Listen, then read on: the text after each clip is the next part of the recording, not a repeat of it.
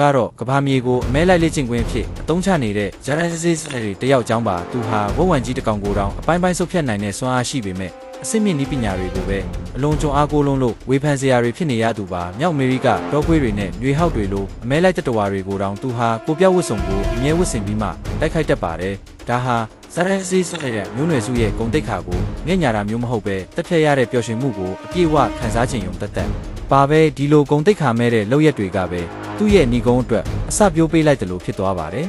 ဇလန်ကတော့လွန်ခဲ့တဲ့နှစ်ပေါင်း1300ကမြောက်အမေရိကကုန်းပြင်မြစ်မှာစတင်ခဲ့တာပါအိန္ဒိယမိန်းကလေးနာယူဟာသူမရဲ့အမဲလိုက်စွမ်းရည်ကိုတက်တည်ပြဖို့အတွက်ခုနှစ်တလောက်လေးတဲ့ဝက်ဝံကြီးတစ်ကောင်ကိုပြစ်မှတ်အဖြစ်ရွေးချယ်ခဲ့ပါတယ်သူမချောင်းကြည့်နေတော့မှပဲလေချောင်းကပြောင်းလဲသွားပြီးဝက်ဝံကြီးကလူနဲ့ရသွားပါတယ်အရေးကြီးတဲ့အချိန်မှာနာယူကအရင်ဦးအောင်ပြစ်ဖို့ပြင်ပေမဲ့စိတ်လှုပ်ရှားလုံးလို့လေးချိုးပြတ်သွားခဲ့ပါတယ်ဝက်ဝံကြီးကဟိမ့်ဟောက်ပြီးသူမစီပြေးဝင်လာချိန်မှာသူမရဲ့ခွေးလေးကဝင်ရောက်ဒါစီပေးလို့နာယူအချိန်မီရှောင်တိန်နိုင်ခဲ့ပါတယ်ဒါပေမဲ့ခွေးလေးကတခုခုကိုကြောက်လန့်ပြီးထွက်ပြေးသွားသလိုဝက်ဝံကြီးကလည်းတခုခုကိုကြောက်ပြီးနောက်ဆုတ်သွားပါတယ်နာယူလည်းဘာမှစဉ်းစားမနေတော့ပဲထွက်ပြေးခဲ့ရပါတယ်တေးရရှင်ရဲ့အခြေအနေမှာနာယူကရေအောက်ထဲငုံရှိုးပြီးဝက်ဝံကြီးရဲ့တိုက်ခိုက်မှုကိုခဏတာရှောင်ကွင်းနိုင်ခဲ့ပါတယ်ဒါပေမဲ့သူ့မလက်နက်မရှိတော့လို့အသက်ရှင်ဖို့မျောလင့်ချက်နေပါနေချိန်မှာပဲဝက်ဝံကြီးကရုတ်တရက်ရပ်တန့်သွားပါတယ်နောက်တစ်စက္ကန့်မှာတော့ဝက်ဝံကြီးဟာမမြင်ရတဲ့တတဝါတစ်ခုရဲ့တိုက်ခိုက်မှုကိုခံလိုက်ရပါတယ်ဂျာရန်မစီဆော့ခရန်ဟာတွေ့ကြုံနေသေးတာကြောင့်ဝက်ဝံကြီးရဲ့ဖိနှိပ်မှုကိုခဏတာခံလိုက်ရပေမဲ့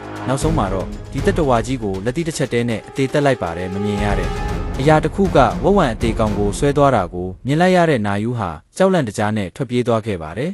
နာယူဟာသူမမြင်ခဲ့ရတွေကိုသူမရဲ့အကိုဖြစ်သူမျိုးနွယ်စုခေါင်းဆောင်ကိုပြောပြပေမဲ့ဘယ်သူမှမယုံကြပါဘူးဒါတင်မကပဲသူမကိုအတင်းအဓမ္မဖမ်းဆီးပြီးချီနှောင်ထားကြပါတယ်အဲ့ဒီအချိန်မှာပဲကိုပြောင်းနေတဲ့ဂျာရန်စစ်ဆက်ခရစ်ကနားမှာရှိနေခဲ့ပါတယ်မျိုးနွယ်စုဝင်တွေကနာယူရဲ့တတိပေးချက်ကိုလစ်လျူရှုထားတော့မှာပဲဂျာရန်စစ်ဆက်ခရစ်ကစတင်တိုက်ခိုက်ပါတော့တယ်အစစ်မြင့်လက်နက်တွေနဲ့ခွန်အားကြီးမားတဲ့ဂျာရန်စစ်ဆက်ခရစ်ကိုသူတို့တွေမရှင်နိုင်ခဲ့ပါဘူးနာယူကတော့အခွင့်အရေးရတော့ထွက်ပြေးနိုင်ခဲ့ပေမဲ့နောက်ပိုင်းမှာတော့ပြင်သစ်နေချက်သမားတွေရဲ့ဖမ်းဆီးခြင်းကိုခံလိုက်ရပါတယ်သူတို့ကဂျာရန်စစ်ဆက်ခရစ်ကိုဖမ်းဖို့အတွက်နာယူနဲ့သူမရဲ့အကိုကိုအစာဖြစ်အသုံးပြုခဲ့ကြပါတယ်ဒါပေမဲ့ဂျာရန်စစ်ဆက်ခရစ်ကအားနည်းသူတွေကိုဂရုမစိုက်ပဲအင်အားကြီးသူတွေကိုပဲပြစ်မှတ်ထားခဲ့ပါတယ်နောက်ဆုံးမှာတော့ဂျာရန်စစ်ဆက်ခရစ်ဟာသူ့ရဲ့ကိုပြောက်ဝတ်စုံကိုချုပ်ပြီးကြောက်လန့်နေတဲ့နာယူရှိမှာသူ့ရဲ့ရုပ်သွင်းအမှန်ကိုထုတ်ပြလိုက်ပါတော့တယ်